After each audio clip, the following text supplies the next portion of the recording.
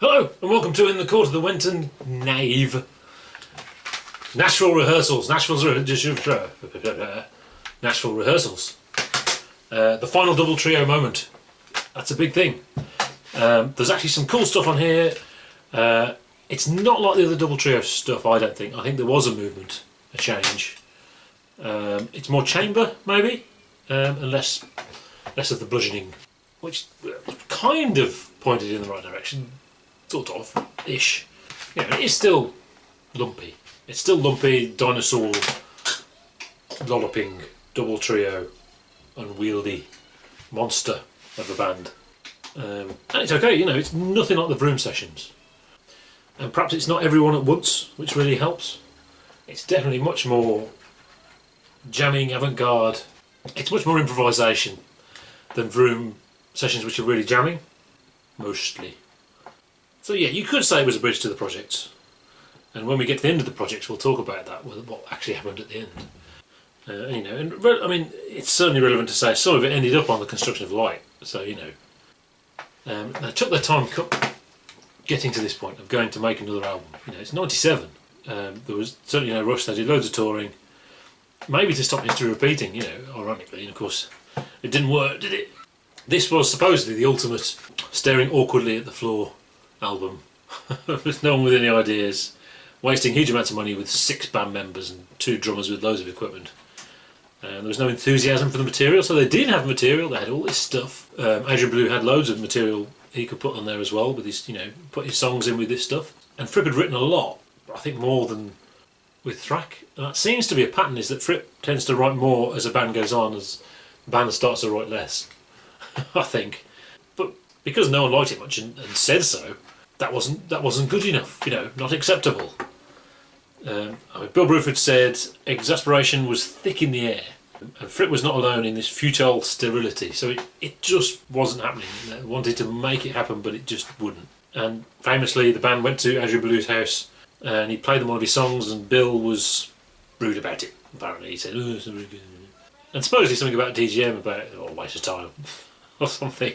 And Fripp obviously took this completely personally, rather than just a throwaway remark from someone who's a bit abrasive, a little abrasive perhaps. Took it absolutely to heart, and you know, Bill certainly says, you know, this was an overreaction, and he even called to apologise the next day, you know, but it still wasn't good enough for Fripp. Fripp had a migraine, he may have him a migraine, and after all that, you know, and he wasn't actually sacked, to be fair, not yet, anyway. But you know, I've known abrasive people, I've known people who are naturally sort of aggressive, and they don't mean it like that. And you'd think by now, Fripp would know Bruford. I don't know them, I've never met them, so who knows. I mean, Bruford suggested in '84 that Fripp was looking for a pretext to split up the band. He suggested actual sabotage, in that Fripp didn't really want to do it. And, you know, he might not be the leader. He is really, isn't he? But suppose he's not the leader. You know, he makes the calls. He has to make the call in the end. And it's an interesting way of looking at it. Is it really is it Fripp who ends it, really? But does it in a very roundabout way? Is it because he wants to end it? I mean, there's all, you know, that for so long, you know, supposedly Fripp found working in King Crimson so difficult and so unpleasant. It has to be said, you know, you watch this thing, and this is someone I've never met, you know, but it's so great to see the look on his face at the end of songs when he actually smiles, and you sense the guy's actually happy touring with King Crimson, and that's such a great thing because, you know, we've been given all this, and it's such a wonderful thing, and the guy suffered through it, you know, so it's great that the guy's happy. But finally, you know, I've never met it, but you know, I'm sure from Fripp's perspective, he wouldn't really see it like that. How do you know? It should be said, you know, in Fripp's defence, he had a migraine after this. You know, creative people are sensitive. That's the real problem. Bill is sensitive in a very different way, or insensitive, and that's what creative people are like. Creative people aren't always socially capable. And really, it's a miracle they worked together for so long, and it was obviously such a wonderful pairing, etc., etc. And I think, you know, maybe the double trio was the problem. It's something fundamentally flawed that created something fantastic, but it was always fundamentally flawed. It couldn't last. So, you know, the solution they came up with was the best solution. But yeah, this stuff, the songs. Track number 1 is called Presidents. We've got 20 tracks to get through. We start off trumpet, marimba, light jazzy construction, actually, sort of Latino kind of thing of the construction notes, so that's cool. Lots of fun. Track 2, Scape Play, which is really, I mean, the sort of ba-boom intro stuff into some nice soundscapey with sticks stuff. Very 80s band, very 80s band. Track 3 is Snoogle. Very noisy jam, makes me think of the Zappa synclavier stuff. Obviously it's not written, it's just improvised. Lots of Fripp sustain and lots of Fripp synth. Goes on for far too long, clearly aimless. Track 4, Offsets. More very sort of Zappa mad synth stuff, sort of evil nursery rhyme kind of stuff. You know, and then it just goes off into complete mental noisy stuff. And it turns out to be almost more construction again. Then we got track 5, Big Funk. Percussion stuff, smashing glass effects, very, very 80s. Track 6 is Jimmy Bond. Sneaky prog Bond. Think about it that way.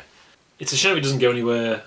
I mean, ultimately, like most of the album, it's just faffing around, that's the thing. And it could have gone somewhere, but obviously whatever was there preventing them from constructing prevented that from happening.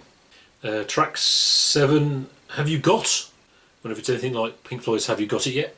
Twangy Baloo stuff, bits of Bill talking as well. I mean, that could be on the Vroom sessions, but not Vroom or Thrack, it's that kind of thing. It's very Baloo. Track 8 is Malundrum.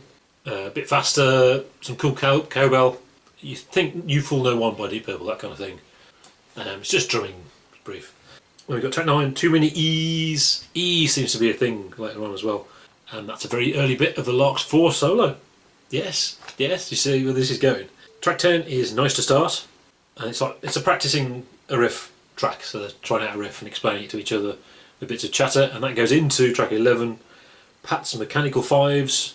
And very 80s again, Junkyard, so think, Dig Me, that kind of thing. Track 12 is Seizure. Yes, Seizure. Not to be confused with Seizures, which is a different track. Used a lot in the projects, and actually I don't think ever used. Someone can correct me on that. I don't think that one was actually used. 2 notes on the bass, and that final version is on the disc 3 of the Heavy Construction, I suppose, maybe. And track 13, Circulation, and that's Bill mentioning circulation, which really goes into construction. So I think Circulation was the early title for construction. Track 14, KCF, King Crimson Funk, maybe? It's some drumming.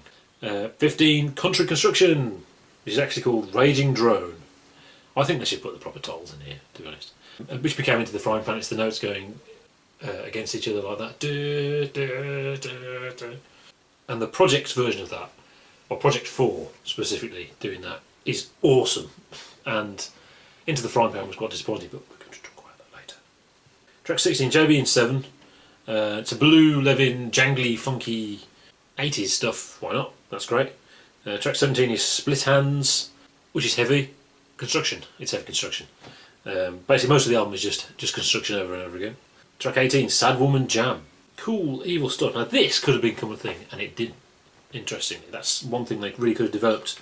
Maybe a Baloo song, or Adrian Belew could have written a song on it, and that kind of thing.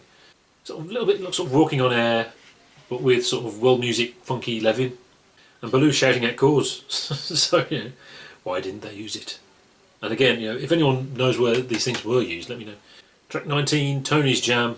It's faffing about, really.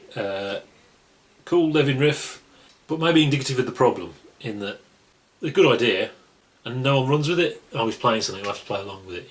You can feel the lack of engagement, the lack of, not enthusiasm, I'm sure they're enthusiastic, but the lack of ability to latch on and get going with it. Just goes on and on and on, like they had no idea what to do. Never mind. Track 20, Trey, Pat and Bill.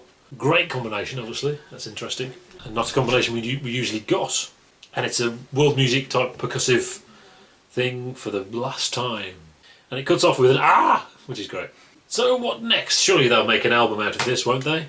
No, what is next, actually, you might be surprised to hear, is a Bill Rieflin album.